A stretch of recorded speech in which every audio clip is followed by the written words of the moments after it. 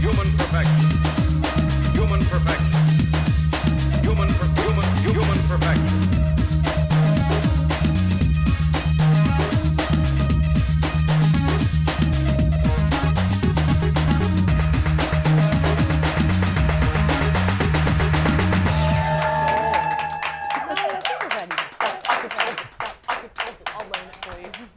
Good evening and welcome to another episode of QTV, and thank you for joining us. I'm Matthew Bowe. I'm Kate Mackey. And I'm Michael James. So we've got a fantastic episode for you this week lined up. We're here with Vicki Howard, Brisbane Ward City Councillor, who was one of the key orchestrators, or you were the key orchestrator, for the moving of the Brisbane Pride Fair Day to New Farm Park, which is the first event of that size that has been there. So thank you for joining us, and how are you this week? I'm very well, thank you, Matthew, and thank you for having me along tonight. I actually can't take full credit. The Lord Mayor had a big say in it as well, but thrilled to be involved. Fantastic. We'll be asking you some questions about that later. I think that's been a very big topic that has really excited a lot of people after the last few years of changes with Fair Day. Absolutely, and we're smack bang in the middle of Pride Fair month now. It's off and running. Have you guys done anything for Fair Week month yet at all? Vicki, have you been to any events? Kate, Matt? I haven't been to any events yet, but definitely preparing for the big day in New Farm Park. But I do need to check out the guide. I'd love to. I've got quite a week the next fortnight, so I'm hoping I can get along to a couple of the events. It's a great guide, and we had the launch, of course, last Friday night, which was lots of fun. Lots of fun, yes, very good, yes. No, I went to the Queer Literary Evening the other night, which was great. There was some great people speaking there. It was lots of fun. We have some rainbow reading happening in our Brisbane City Council libraries. So yeah, I can't wait to get another look through the program and find a couple of activities. Yeah, really colourful and eclectic range. But anyway, it's time to get on to our news of the week.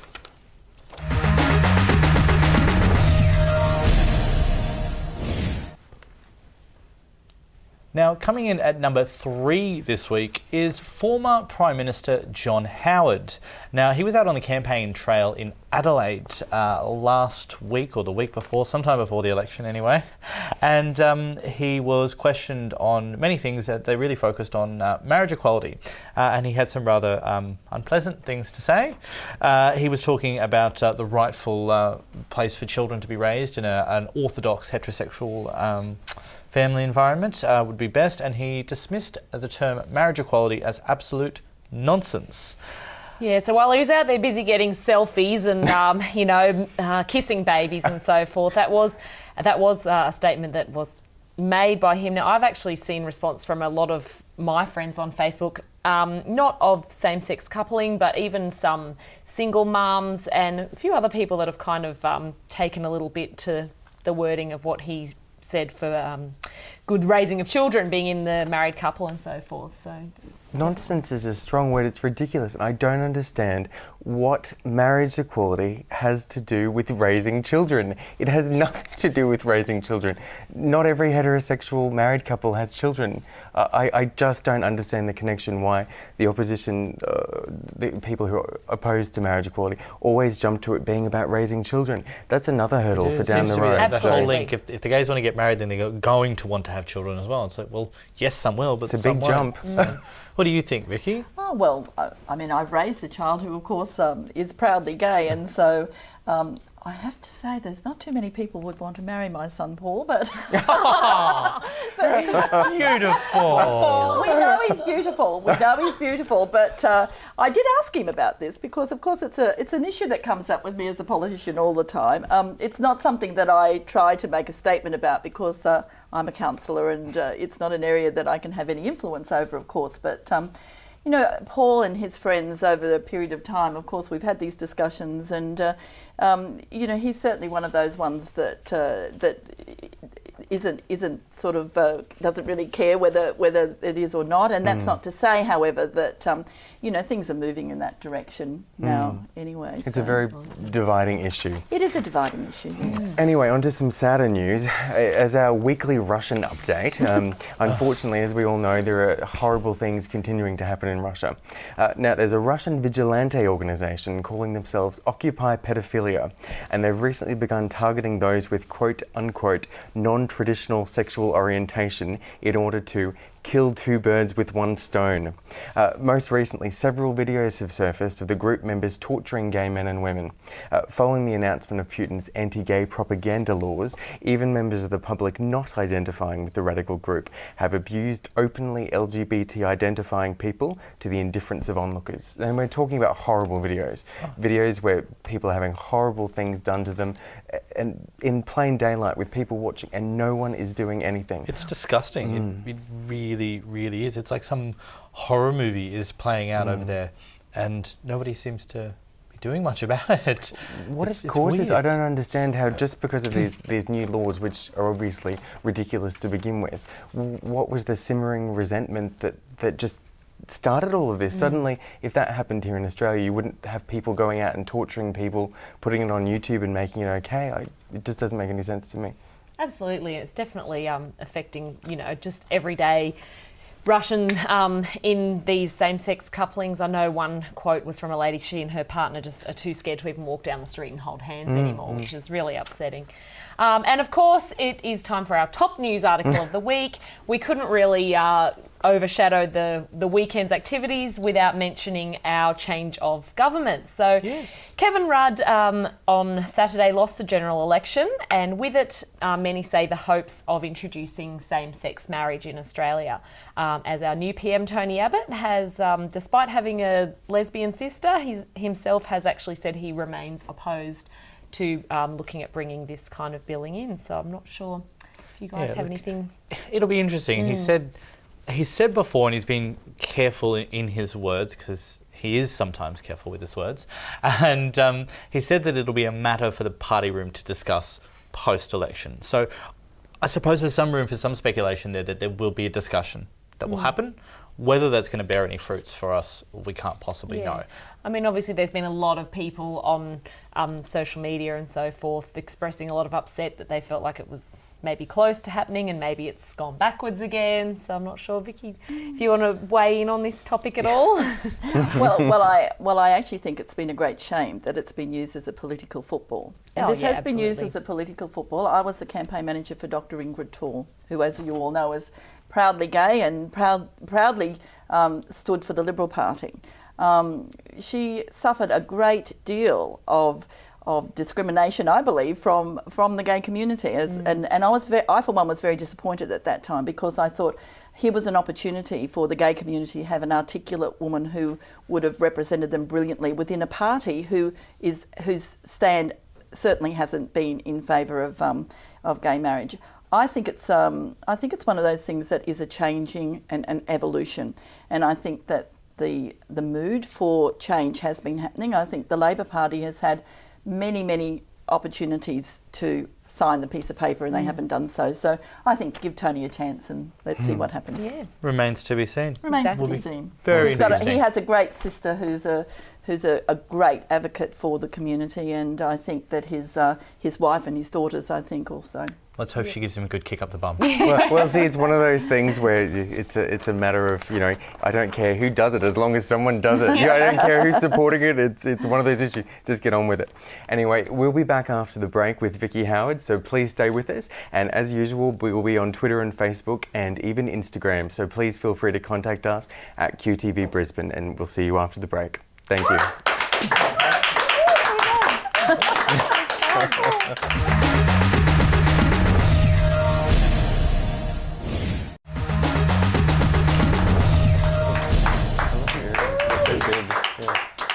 Welcome back to QTV. Now it's time to catch up with Vicki and find out exactly what she's been doing. Now, the most significant thing we mentioned it last week on the show is that the opening night for Brisbane Pride Festival, and we're celebrating Pride Month, as we know, you were there and you delivered some fantastic news that the Brisbane City Council is now going to support the Brisbane Pride Festival by acknowledging them as a legitimate festival and grant them $21,000 in funding for the next 3 years. Now, you had a role in that, so that's what we want to find out tonight, exactly what you did and how this came about and the significance of the festival to the Brisbane City Council. Oh, sure. Well, I've always been delighted to support the community and have done so ever since I've been a councillor. So last year's Pride Fair, we were able to assist mostly in sort of helping arrange the event and in the Perry Park, which I think was quite sort of where everyone wanted it to be, and a little bit of funding that I was able to provide. It's something, however, that when I was asked as a councillor, what communities I wish to support within Central Ward, the gay community is such a large part of that ward, and I think that they contribute so much to our community, and it was very important for me to put their name forward, and so I was very pleased to be able to do that, and absolutely delighted when the Lord Mayor decided that that was one of the organisations that we would fund over the next 3 years. The importance, I think, is more the recognition than the funding, and I think that that was something that that certainly Brisbane City Council and its vision for an inclusive Brisbane looks at how we can support all of our organisations and the diversity that we have within Brisbane that's so important to all of us. Beautiful. Vicki, I wanted to ask you, with this year we've had, there's been a lot more PR around the festival, both negative and positive than usual. I saw there was a petition against and trying to stop the City Council for providing any funding or support.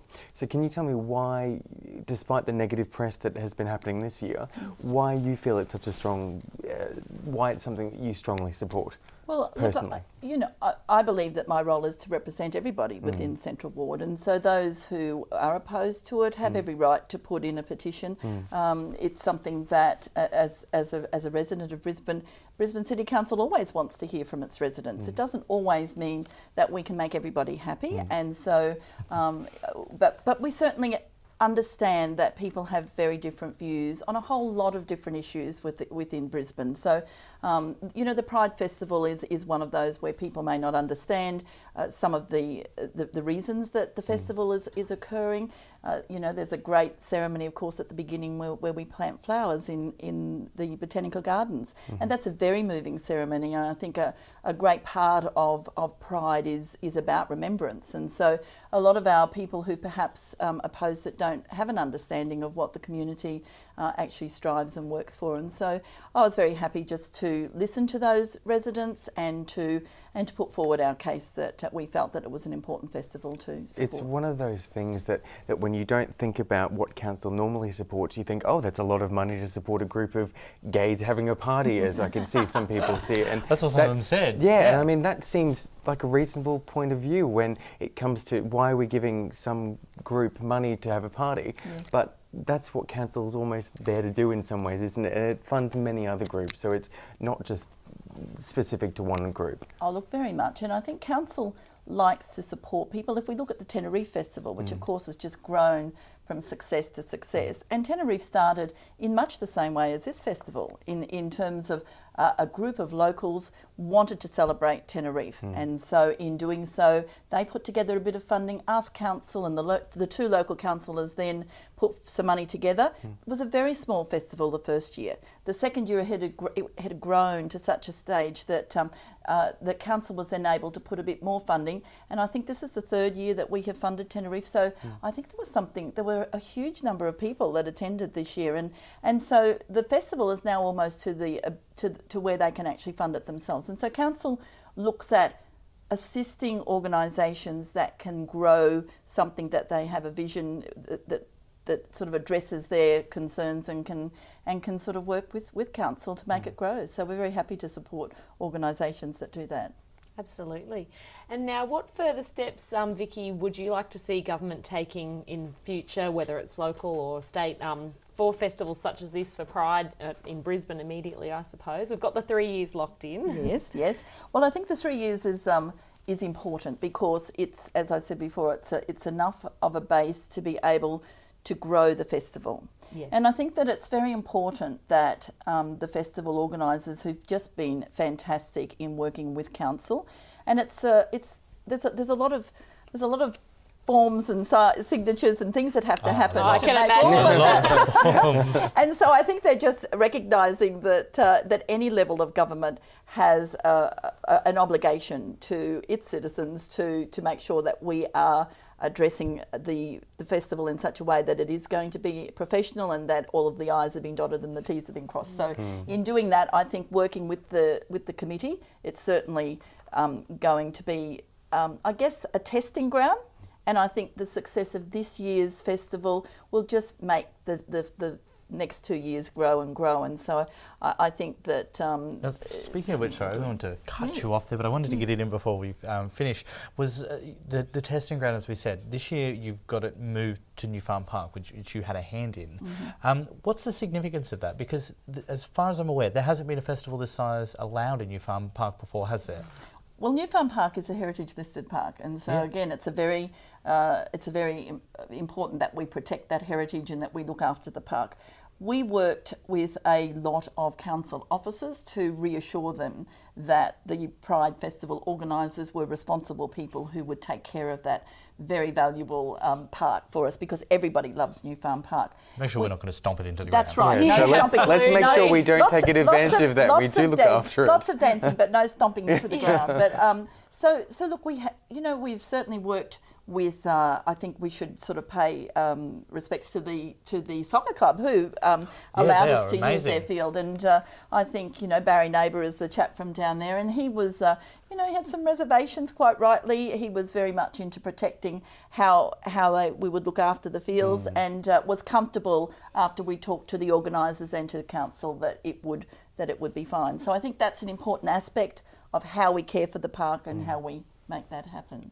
So let's take care of it now. Let's be respectful and take care of it. That's right. We're not going to stomp it to the ground. And you're going to have We'll do all our An stomping as amazing we march down to the park. That's right. Well, thank you for that. And we're going to drill you with our quick six when we come back. Fine. You're going to love it. It's going to be amazing. Right, yes. I'm sure I will.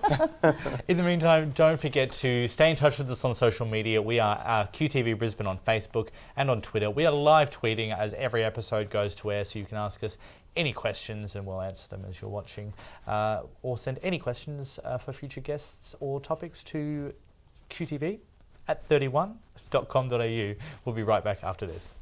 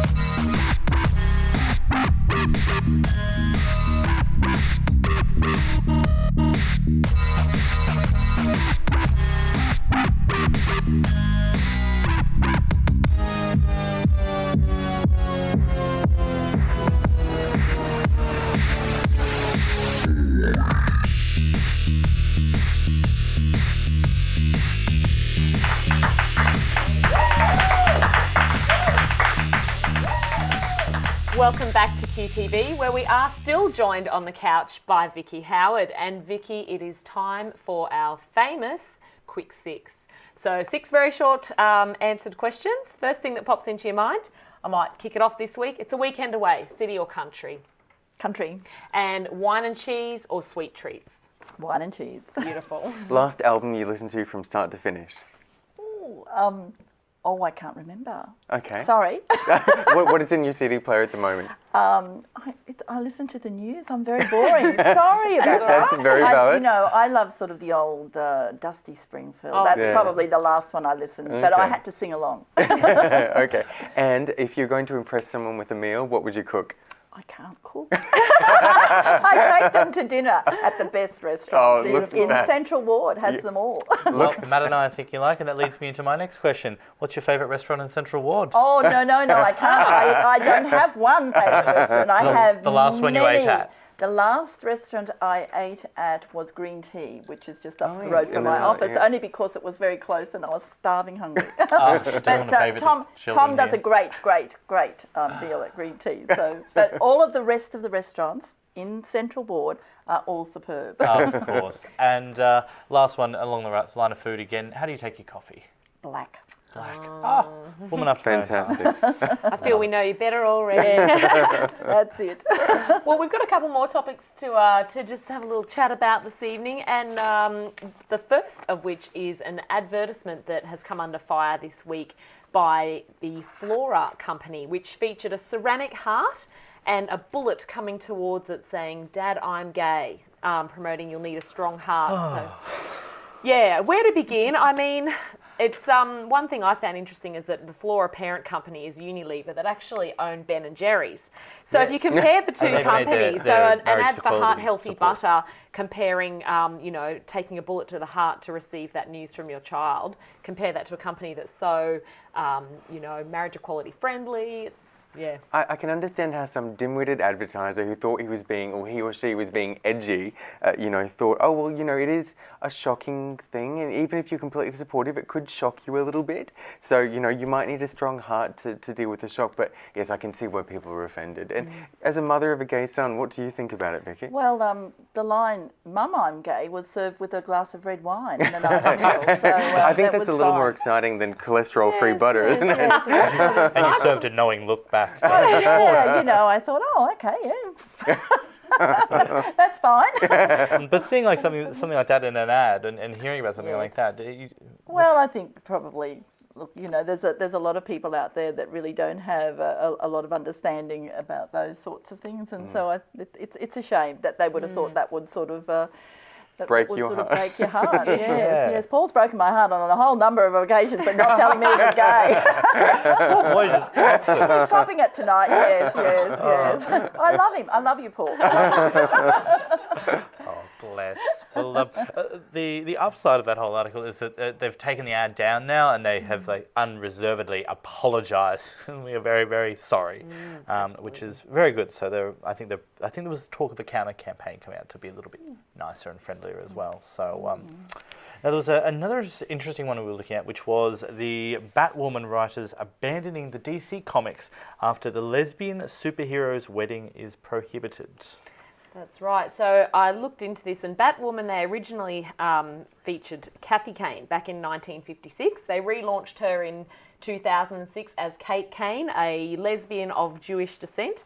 And, not quite you. Yeah, not quite. He's not claiming red hair. And so I think issue 17, she proposed to her lover or her girlfriend in the comic books. But Lover sounds so sordid, doesn't it? Oh, my lover. But they introduced the new version of her character to appeal to modern day readership, diversify the publication. But of course now the writers are being told, you've got to change the whole arc of the series, which they've been building it up towards the big marriage. So yeah, definitely it's caused a bit of concern. What I find fascinating is who reads comic books these days? Oh, Have you ever stop seen it. photos of those Comic Con Everybody. events? Well, not It's me, huge. but yeah. The Comic Con events are full of television stars and stuff and movie stars. It's No, not- you would be I surprised. have I tell only you what. two words to say to you, Michael. Wonder Woman. Yes, oh, well, She was a TV show. speaking of television shows, from the makers of such edgy kind of shows yes. as True Blood, Sex and the City, I wouldn't say edgy, but Girls, Game of Thrones and 6 Feet Under, HBO has just announced this week a new series called Looking, which is set for release in 2014. Yes, and I have two words for you, Jonathan Groff. Hello. And I don't know what those words mean. So. Jonathan Groff is does from it? Glee. I don't know. You guys know I don't watch a lot of TV, and I understand why people want gay and lesbian and transgender bisexual characters in TV shows to identify with, and that's great, but I just don't see why it's such an issue. I mean, it'd be great to have them more integrated into It's about reflecting our lives, and there's a whole lot of shows where we are little side characters and we pop up on here and there's a Say couple of us. And it's for titillation for the general public. like, Desperate Housewives, there was a couple moved into the street and whatnot, but shows where we are the predominant characters is actually reflective of some of our worlds. Like, for me, there are several weeks or months that I will go where the general scope of my world is surrounded by gay people. It's not a stereotype, it's a reflection. They're everywhere. And to see a show that actually reflects that part of my life is something that I can identify with, and a lot of other people can as well. As long as they're good. I've seen so many horrible, stereotypical gay like shows. Queer as folk. That stuff annoys me. No, stuff where we're intelligent and we're business people and we're teachers and doctors and lawyers. If and I can see that, I'll be impressed, but I haven't Modern so family, far. is that- Well, Yeah, that's a very good point. Well, we'll have to wait till 2014 to see what happens. But unfortunately, it is time for us to finish up tonight's episode. It has been great to have you on the couch here, Vicky. Now we've mentioned Pride, so don't forget everyone, you Yes, can flash the grab your guide, be our Pride guide. Festival There we are. program at brisbanepridefestival.com.au. And we look forward to seeing you next week on the couch for another fabulous episode of QTV. I'm Kate Mackey. I'm Matthew Bowe. And I'm Michael James. Good Have a night. good night. Good night.